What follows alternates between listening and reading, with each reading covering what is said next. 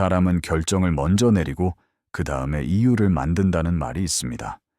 만약 이것이 사실이라면 우리는 얼마나 논리적으로 살고 있는 걸까요? 우리는 종종 이런 질문을 합니다. 나는 직관적인 사람일까? 아니면 논리적인 사람일까? 하지만 심리학은 이 질문 자체가 조금 틀렸다고 말합니다. 왜냐하면 인간은 직관과 논리 중 하나를 선택하며 살아가는 존재가 아니라 두 가지 방식을 동시에 사용하는 존재이기 때문입니다. 노벨 경제학상 수상자인 다니엘 카네만은 인간의 사고를 두 가지 시스템으로 설명했습니다. 하나는 빠른 사고입니다. 이 사고는 거의 자동으로 작동합니다. 예를 들어 누군가의 표정을 보고 감정을 알아차리거나 길을 건널 때 차를 피하는 순간 같은 것들입니다.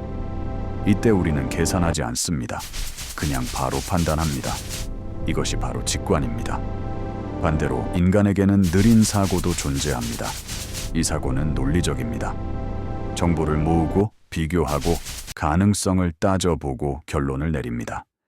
예를 들어 어떤 직장을 선택할지, 어떤 투자를 할지, 어떤 결정을 내려야 할지, 이럴 때 우리는 논리를 사용합니다. 하지만 흥미로운 사실이 하나 있습니다. 우리의 뇌는 이 두 가지 사고를 같은 비율로 사용하지 않습니다. 대부분의 상황에서 먼저 등장하는 것은 논리가 아니라 직관입니다. 왜일까요? 이유는 의외로 단순합니다. 직관이 더 편하기 때문입니다. 논리는 생각해야 합니다.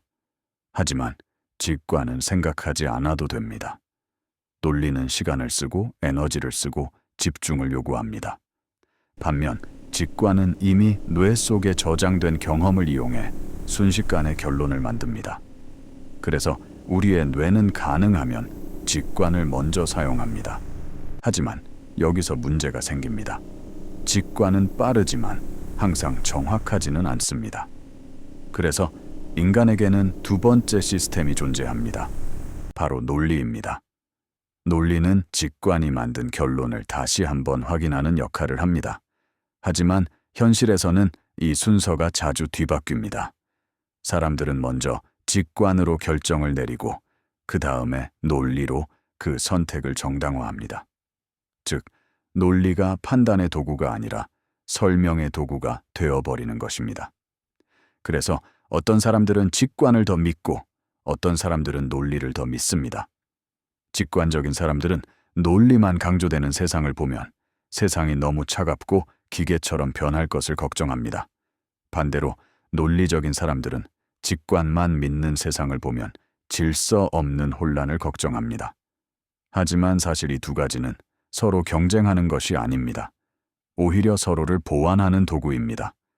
직관은 빠르게 방향을 제시하고 논리는 그 방향이 맞는지 확인합니다. 그래서 인간의 지혜란 직관을 버리는 것이 아니라 직관을 이해하고 논리로 점검할 수 있는 능력인지도 모릅니다. 다음에 중요한 결정을 할 때 한번 스스로에게 물어보세요. 지금 내 판단은 정말 논리일까요? 아니면 이미 직관이 내린 결론을 내가 뒤늦게 설명하고 있는 것일까요?